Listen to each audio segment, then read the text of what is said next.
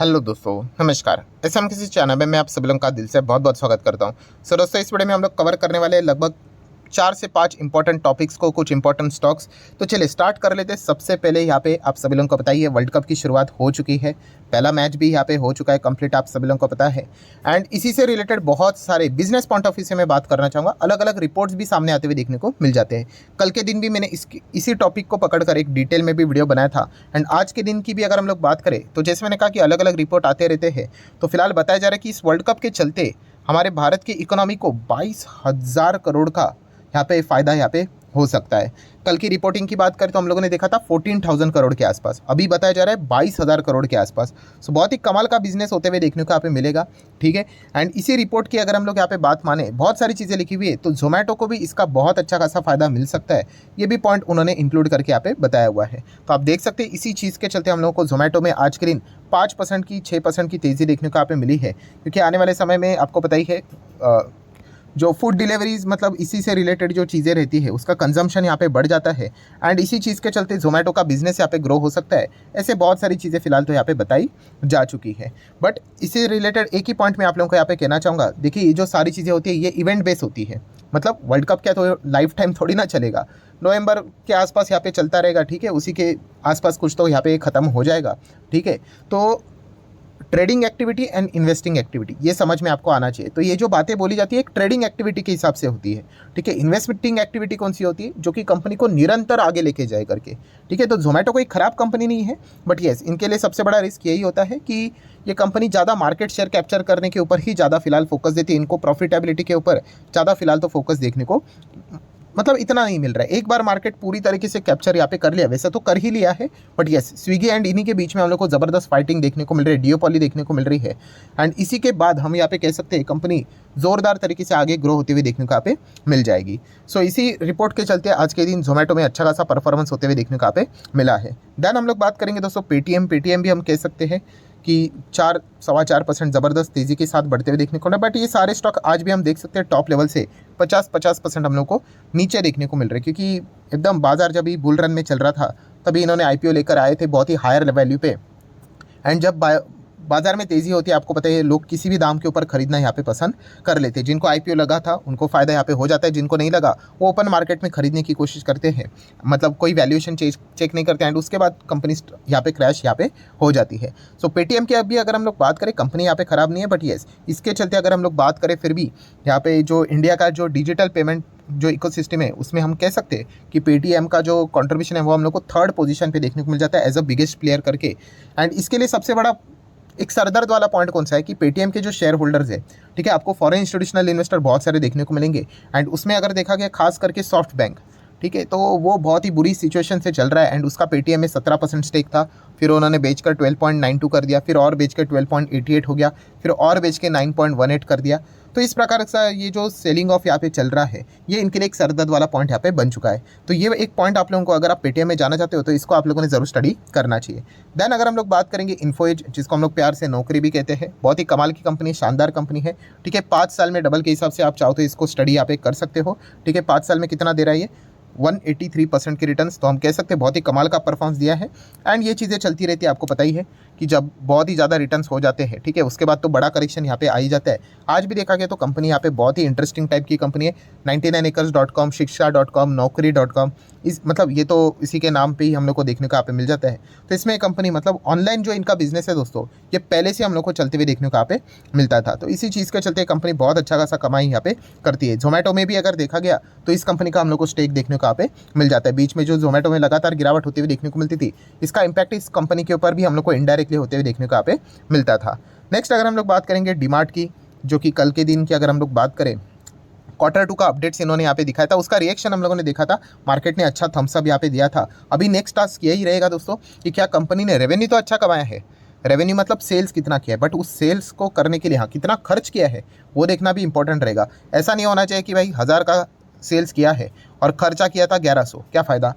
तो लॉस में ही चले जाएंगे। तो इस प्रकार की चीज़ें नहीं होनी चाहिए। तो सब कुछ डिस्क्लोज हो जाएगा जब कंपनी के पूरी तरीके से फुल फ्लेजेड नंबर्स Q2 के सामने आएंगे तभी। सो देखा गया इस प्रकार, मतलब अभी की अगर हम लोग बात करें तो इन्फ्लेशन का जो चीज़ें जिस प्रकार देखने को मिल रहे उसमें ये इन चीज़ों को हम लोग डिनाई नहीं कर सकते कि कंपनी के एक्सपेंसेस भी बहुत हायर लेवल के यहाँ पे हो सकते हैं। कॉस्ट मटेरियल्स की अगर हम लोग बात करें, बाकी की चीज़ों की बात करें, तो वो उनको यहाँ पे थोड़ी सी चीज़ें नेगेटिविटी के साथ हम लोग को देखने को यहाँ पे मिल सकती है। बट ओवरऑल अगर देखा गया तो ये जो रेवेन्यू का डेटा था, इससे एक बात तो पता चलती है कि ऑफलाइन शॉपिंग अभी भी हम लोग को चलते हुए देखने को मिले। 12,300 करोड़ का रेवेन्यू सेल्स इस कंपनी ने इस Q2 में यहाँ पे दिखाया है, जो कि बहुत ही कमाल का performance year on year basis हम लोग को देखने को यहाँ पे मिला था। अगर ये रेवेन्यू, अगर ये प्रॉफिट में भी इसी प्रकार से ग्रोथ में अगर दिखा देता है, तो जो डिमांड लगातार हम लोग को कई टाइम से नीचे ही देखने को मिल रहा है, उसमें एक बहुत ही सॉलिड कमबैक हम लोग को देखने को यहाँ पे मिल सकता है। तो इसीलिए इस वक्त के इसके जो Q2 के रिजल्ट्स रहेंगे दोस्तों, ये बहुत ही ज़्यादा क्रूशल रहने वाले हैं एंड थोड़े से ओवर एक्सपेक्टेशन वाले भी यहाँ पे रह सकते हैं। क्योंकि अगर इस वक्त अगर ये चीज़ नहीं हुई तो वापस शायद से हम लोग को स्टॉक कुछ समय के लिए, लंबी अवधि के लिए हम कह सकते हैं एक ही रेंज में देखने को यहाँ पे मिल सकता है। तो ये blue chip company 2.5 lakh crore का मार्केट कैप है, तो डेफिनेटली 5 साल में डबल, यही एक नॉर्मल एक्सपेक्टेशन लेकर यहाँ पे चलना चाहिए। उसके ऊपर नीचे अगर जो चीज़ें यहाँ पे होगी वो तो एक्सेप्ट करना ही पड़ेगा। मतलब थोड़ा सा अगर ज़्यादा मिल गया तो अच्छी बात है, या फिर कम भी हो सकता है। बट येस, जो पहले जो डिमांड का परफॉर्मेंस था, ज़बरदस्त ग्रोथ हम लोग को देखने को मिलती थी, वो अभी ग्रोथ हम लोग को एक लार्ज कैप के हिसाब से एवरेज परफॉर्मेंस देते हुए देखने को यहाँ पे मिलने वाली है। देन अगर हम लोग बात करेंगे टाटा मोटर के भी Q2 के ऊपर अच्छा खासा फोकस रहेगा। कंपनी लगातार लॉस में यहाँ पे रहती थी, ठीक है, बट हर किसी को पता था कि टाटा मोटर यहाँ पे इलेक्ट्रिक व्हीकल सेगमेंट में आगे आने की कोशिश यहाँ पे कर रही है। एंड जैसे ये आगे आएगी और इंडियन मार्केट को अगर वो सक्सेसफुली अगर कैप्चर कर लेती है, जो कि फिलहाल इंडियन मार्केट में पैसेंजर व्हीकल में किसका कब्जा है, मारुति का ही कब्जा है। मैंने अभी आप लोगों को लिस्ट भी बताई थी कि टॉप 10 जितने भी ब्रांड्स देखेंगे उसमें 8 गाड़ियाँ मारुति की रहती है, एक हुंडई की थी और एक टाटा पंच हम लोग को देखने को मिलती थी। तो वही के उसी चीज़ को रिप्लेस करने के लिए टाटा मोटर कोशिश यहाँ पे कर रहे हैं। कितना सक्सेस होंगे वो तो आने वाले वक्त में ही पता चल जाएगा। बट फिलहाल की अगर हम लोग बात करें Q2 के नंबर्स भी टाटा मोटर के लिए इंपॉर्टेंट रहेंगे। लगातार लॉस दिखाने के बाद पिछले 3 क्वार्टर से कंपनी प्रॉफिट दिखा रहा है। प्रॉफिट कम भी होगा तो भी चलेगा, बट कंपनी अभी घाटे में जानी नहीं चाहिए, वरना बहुत अच्छा खासा गिरावट हम लोग को इस कंपनी में होते हुए देखने को मिल सकता है। फिलहाल देखा गया तो टाटा मोटर का सबसे बड़ा हार्ट कौन सा होता है, तो वो होता है JLR, yes, Jaguar and land rover.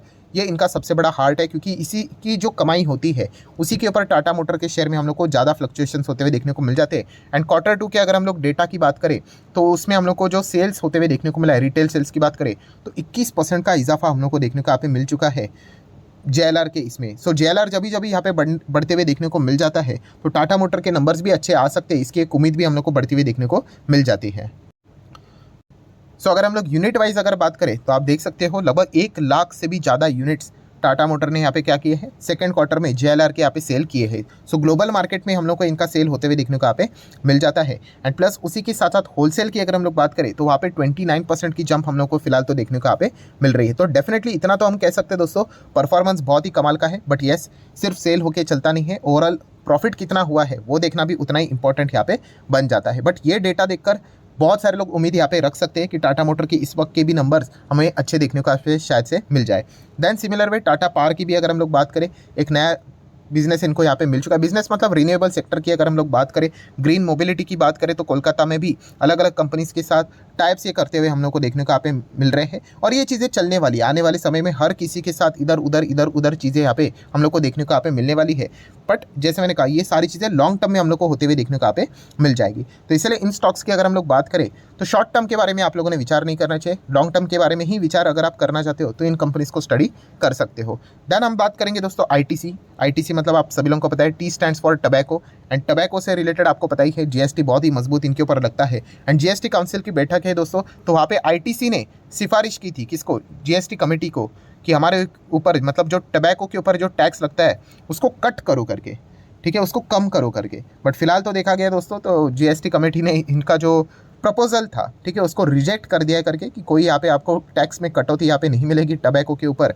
तो ये फिलहाल तो खबरें देखने को यहाँ पे मिल रही है। बट उसके बावजूद स्टॉक हम लोग को ठीक ही परफॉर्मेंस करते हुए देखने को मिल रहा है, मतलब हरे निशान में देखने को मिल रहा है। ये तो हर किसी को पता ही है।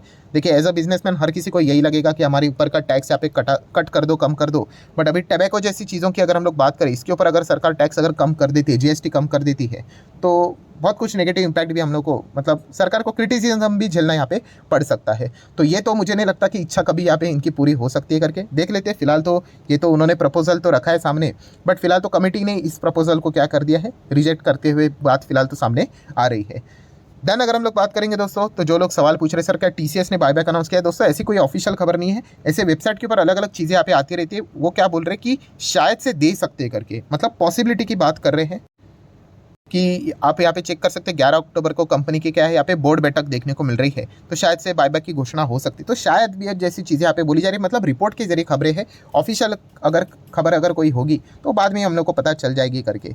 तो ये किसी को पहले से ही पता नहीं होता, आप एक अनुमान लगा सकते हो। जैसे कि हम लोगों ने बीच में देखा था, कौन सा वाला, वो जो बोनस एंड स्प्लिट वाला एक वीडियो मैंने बनाया था, जहाँ पे आपको कहा था कि हो सकता है ऐसी चीज़ें कि यहाँ पे बोनस स्प्लिट आ सकता है करके, एंड बाद में हम लोगों ने देखा कि नेस्ले में वैसी चीज़ हम लोग को देखने को मिली। तो वैसी पॉसिबिलिटी बताई जा रही कि टीसीएस में बायबैक भी यहाँ पे आ सकता है करके। बायबैक आने के लिए क्या चाहिए, आपके बैलेंस शीट में ज़बरदस्त कैश यहाँ पे चाहिए। सो वो टीसीएस एक आईटी कंपनीज के पास कैश तो बहुत ही गजब का पड़ा हुआ रहता है, तो आप इस चीज़ को डिनाई भी यहाँ पे नहीं कर सकते। देख लेते क्या होता है करके।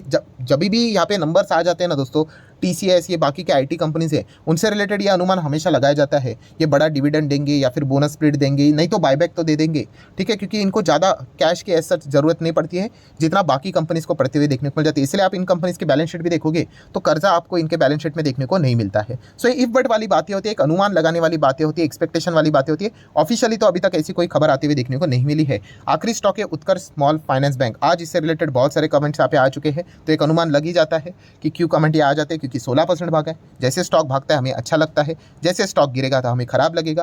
तो दोस्तों ऐसा नहीं करना है, आपको बिजनेस वाइज यहाँ पे देखना चाहिए। बिजनेस वाइज अगर देखा गया तो उत्कर्ष स्मॉल फाइनेंस बैंक की शुरुआत जस्ट अभी बाजार में होती हुई देखने को मिली लिस्टिंग के हिसाब से, बट स्टिल जितने भी अभी तक यहाँ पे स्मॉल फाइनेंस बैंक हम लोग को देखने को मिल जाते हैं, उसमें एयू स्मॉल फाइनेंस बैंक एक इंटरेस्टिंग कंपनी है। उसी के साथ साथ उत्कर्ष स्मॉल फाइनेंस बैंक, इसको भी आप चाहो अच्छे से स्टडी यहाँ पे कर सकते हो। ये भी एक डिसेंट टाइप की कंपनी देखने को मिल जाती है। कोई रिकमेंडेशन नहीं, मैं सिर्फ आप लोगों को यहाँ पे बताने की कोशिश कर रहा हूँ कि हाँ, कि कंपनी के प्राइस को देखकर कि चलो 50-60 का है या फिर आज 20-24% जितना भागा है, इसीलिए खरीदना चाहूँगा, तो ये चीज़ को तो पहले तो हटा दो।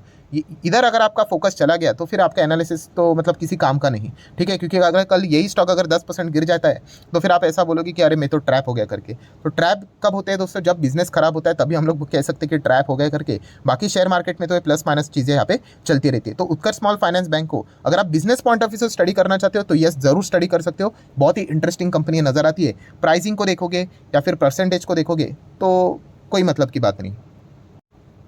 सो ठीक है दोस्तों, आशा करता हूँ वीडियो हेल्पफुल लगा होगा। तो चाहो तो आप इसको लाइक एंड शेयर कर सकते हो। डीमैट अकाउंट अगर आपने अभी तक ओपन नहीं किया है तो लिंक नीचे डिस्क्रिप्शन में 25 वीडियो की लिस्ट आपको बिल्कुल फ्री ऑफ कॉस्ट मिल जाएगी। आपका नाम, कौन सा अकाउंट आपने लिंक के थ्रू ओपन किया है, प्रॉपर्ली कमेंट में मेंशन कर देना। तो हफ्ते भर के अंदर सारे लेक्चर्स मेरे साइड से फ्री ऑफ कॉस्ट प्रोवाइड कर दी जाएंगे ताकि आप शेयर बाजार को आसान भाषा से सीख सको। So that's it, thank you very much दोस्तों, we will meeting next video. तब तक के लिए बाय बाय।